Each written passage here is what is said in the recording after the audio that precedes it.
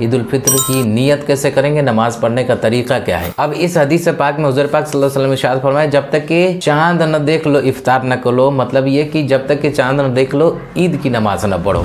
अस्सलाम वालेकुम रहमतुल्लाहि व बरकातुहू। रमज़ानुल मुबारक का महीना ख़त्म होने वाला है और ईद उल फित्र का दिन आने वाला है। आइए मैं आपको नमाज ईद पढ़ने का तरीका सिखा दूँ। नमाज ईद उल फित्र की नीयत कैसे करेंगे, नमाज़ पढ़ने का तरीका क्या है।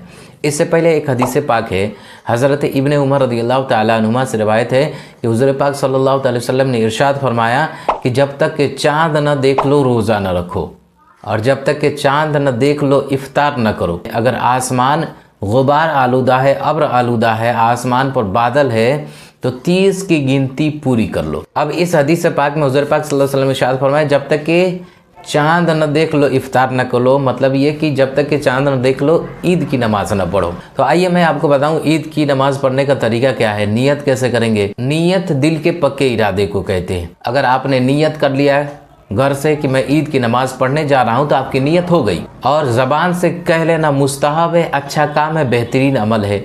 तो नीयत इस तरह करेंगे ज़बान से कि नीयत की मैंने 2 रकात नमाज ईद उल फित्र की वाजिब 6 ज़ायद तकबीरों के साथ वास्ते अल्लाह ताला के पीछे इस इमाम के मुँह मेरा काबा शरीफ की तरफ अल्लाहु अकबर। फिर दोनों हाथों को कानों तक उठाएं और अल्लाहु अकबर कहता हुआ हाथ नीचे लाकर बांध ले नाफ के नीचे। फिर सना पढ़े, सुबहानक अल्लाहुम्मा बिहम्दिका तबारक अस्मुका व तआला जद्दुका व ला इलाहा व गैरुका। फिर दूसरी तकबीर होगी तो उसमें दोनों हाथों को कानों तक उठाएं और अल्लाहु अकबर कहता हुआ हाथ नीचे लाकर छोड़ दें।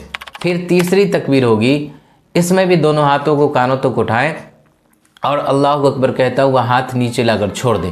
फिर जब चौथी तकबीर होगी उसमें भी दोनों हाथों को कानों तक उठाएं और अल्लाहु अकबर कहता हुआ हाथ नीचे लाकर नाफ के नीचे बांध ले।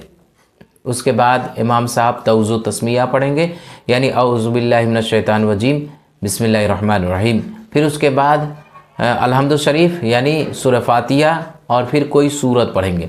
फिर रुकू किया जाएगा, रुकू में 3 बार सुबहान रब्बियल अज़ीम, सुबहान रब्बियल अज़ीम, सुबहान रब्बियल अज़ीम पढ़ें। फिर सजदा किया जाएगा तो सजदे में भी 3 बार सुबहान रब्बियल आला, सुबहान रब्बियल आला, सुबहान रब्बियल आला 5 बार भी पढ़ सकते हैं। फिर पहली रकात मुकम्मल हो गई। दूसरी रकात में सबसे पहले इमाम साहब क़िरात करेंगे, यानी सूरह फातिहा पढ़ेंगे और फिर कोई सूरत पढ़ेंगे। और फिर पहली तकबीर होगी, उसमें दोनों हाथों को कानों तक उठाना है और अल्लाहु अकबर कहता हुआ हाथ नीचे लाकर छोड़ दें। फिर दूसरी तकबीर होगी, उसमें भी दोनों हाथों को कानों तक उठाएं और अल्लाहु अकबर कहता हुआ हाथ नीचे लाकर छोड़ दें। फिर तीसरी तकबीर होगी, उसमें भी दोनों हाथों को कानों तक उठाएं और अल्लाहु अकबर कहता हुआ हाथ नीचे लाकर छोड़ दें। फिर जब चौथी तकबीर होगी तो उसमें बग़ैर हाथ उठाए, यानी हाथ नहीं उठाना है बल्कि डायरेक्ट रुकू में चले जाना है। फिर रुकू करें, रुकू में वही तस्बीह पढ़ें। फिर सजदा किया जाएगा, सजदे में फिर वही तस्बीह पढ़ें जो मैंने बताया, जो आप नमाज में पढ़ते हैं। फिर उसके बाद तहियात, दरूद शरीफ, दुआए मसूरा पढ़ने के बाद सलाम फेर दिया जाएगा।